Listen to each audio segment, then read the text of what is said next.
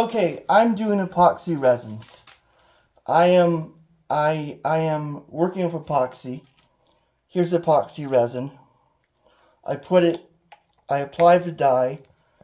I put the epoxy resin. I put the epoxy resin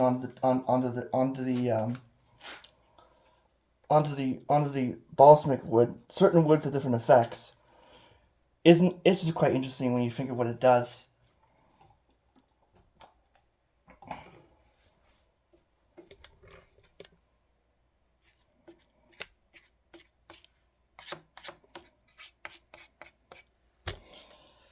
Now I'm going to add some more epoxy. Add epoxy to a few other ones of these.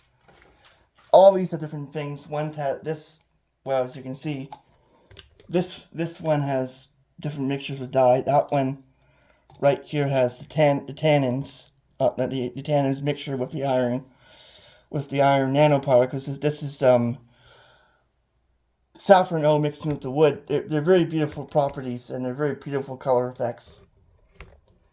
So what I think now, epoxy for small things like that does work, but you also have to remember that epoxy is, even though it's non-toxic, it's not a good idea to get epoxy in the eyes because the resin itself will literally affect you. It gets in your eye, it could blind you or cure right in your eye, so epoxy's tricky.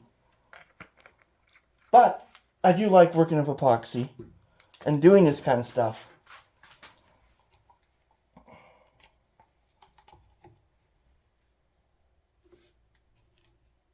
See?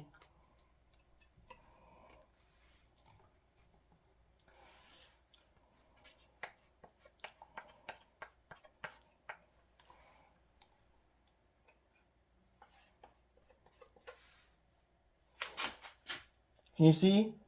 Very cool results. Now I'm going to let that dry, or the correct term is cure/dry. I'm going to put a lot more epoxy on this wood.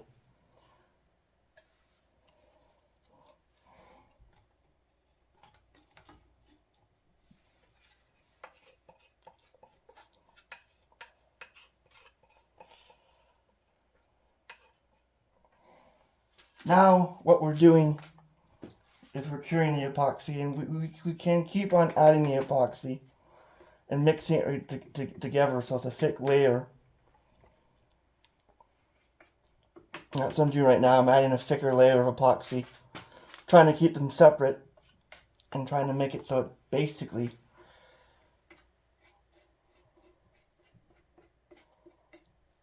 this one right here,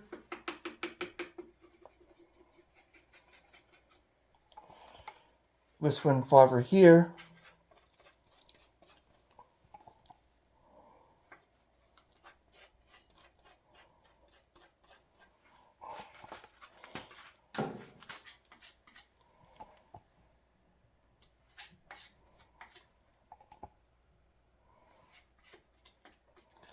epoxy is very messy.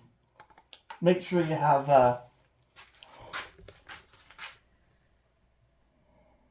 and this light here, light here shows you this epoxy is quite cool.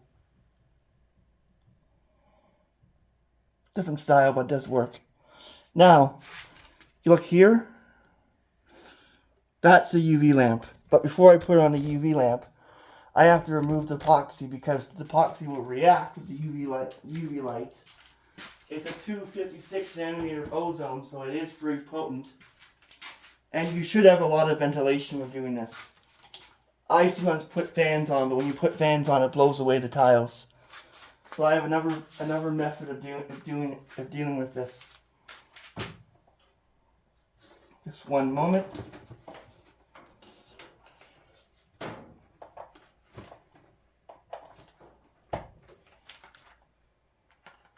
Now we're going to turn this on, turn on the UV lamp, have it running for a bit. Another good thing, I'm using a bamboo board from electronics kit with a stand, as you can see now, basically to block the UV. So if anybody goes in here, they're protected partially from the UV. you should have signs up saying you're dealing with UV and that kind of stuff to make people think, to make people around you aware that you're dealing with UV and other stuff and dyes and epoxies. Safety is very, very important.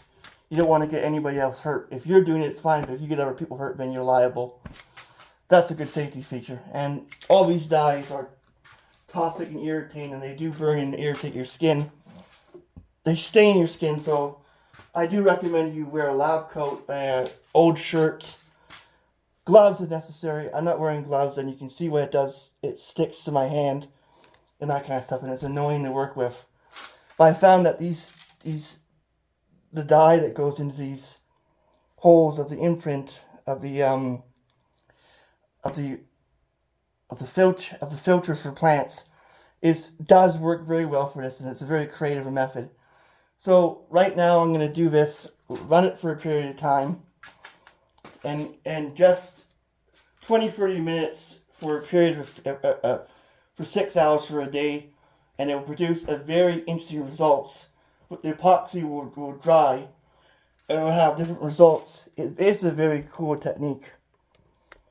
Thanks for watching, Chan. I hope you appreciate this, because this is an interesting result with different dyes. I've experimented around with soap dyes and made instructables with a new instructable with this. If you want to check it out, I mean, I'm not trying to advertise that. I'm just saying, yeah, I'm making different things with the dyes, which has interesting properties.